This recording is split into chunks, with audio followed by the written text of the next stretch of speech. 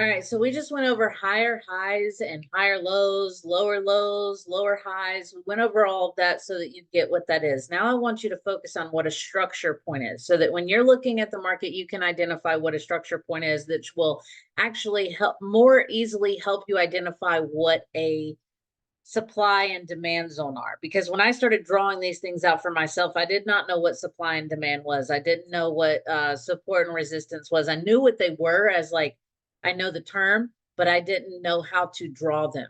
And it wasn't until I started showing what I was doing to Ryan that I was noticing myself in the market, and he was already studying supply and demand, that he goes, babe, this is supply and demand. So I want to emphasize that these structure points that I have identified are also supply and demand points, and they are important for you to know where they are so that you know where to enter and where to exit your trades. Most people either have a problem with entry or they have a problem with exit. They can get in, but they can't secure their profits, or they can't get in because they enter at the wrong place and their stop loss ends up getting hit. Knowing these structure points will give you better clarity as well as the structure point, but what the peak is, what candlestick pattern you're looking for, all of that's going to help you with your entry and exit. Okay. So right here, I have drawn a couple different examples of what these structure points are going to look for or look like. So in this one right here, an uptrending higher low structure point example. So this would be when the market is going up and you're looking for structure points, which would be like this. These would be the structure points that you would be looking for if you were going to take a sell, because these are bearish structure points. These are bullish. So this pattern right here, that is a bullish structure point. This pattern right here, that is a bearish structure point. Now let me clear that so that you can see that again. A bullish structure point, meaning the market has to go up and break that structure point. It leaves it high, up high. Bearish structure points are left down low, right? So for a bullish structure point, we're looking for the market to do this.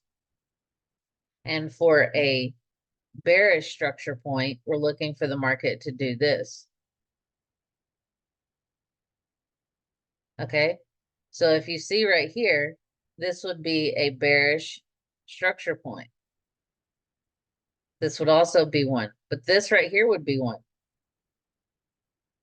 This little bit, that would be a structure point. A bigger structure point would be the whole thing.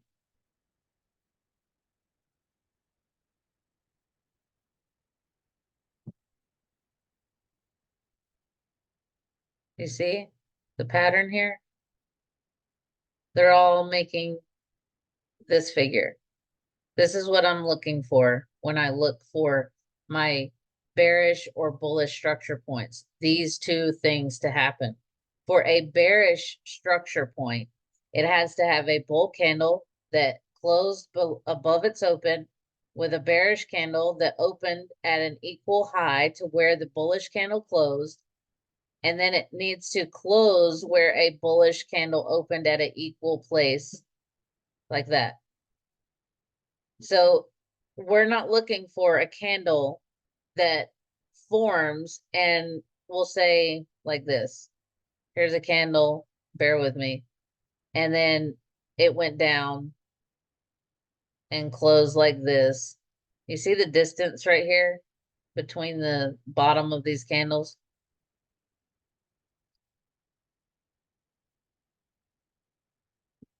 All that distance.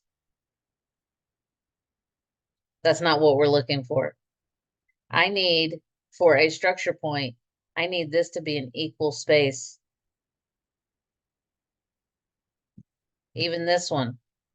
It's above where this original bullish candle opened, but it closed at an equal space and it still formed the pattern. So that's still a bearish, or that's still a structure point. Same thing here. Equal, equal, equal, equal.